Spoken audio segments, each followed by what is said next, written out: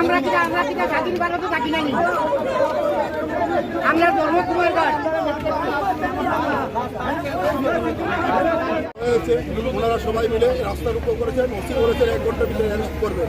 গতকালকে এখানে 144টা বলবৎ থাকা সত্ত্বেও যে এরা প্রায় 200 মানুষ নিয়ে মিছিল করলো, সেটা আমরা জিজ্ঞাসা করলাম কোন আইনে সেটা হয়, এবং কংগ্রেস অফিসে এসে সেখানে ভাঙচুর করে এবং লুটতরাজ করে, এবং যাকে জাতির জনক হিসাবে আমরা দেশবাসী জানি, ওনার যে ফটোটা ছিঁড়ে দিয়েছে, লাঠি ঘুষটা মেরে ওরা ফাটিয়ে দিয়েছে।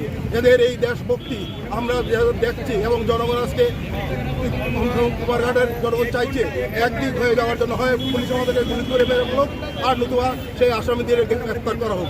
1 ঘন্টা পরেই আমরা আমাদের দৃশ্য নেব।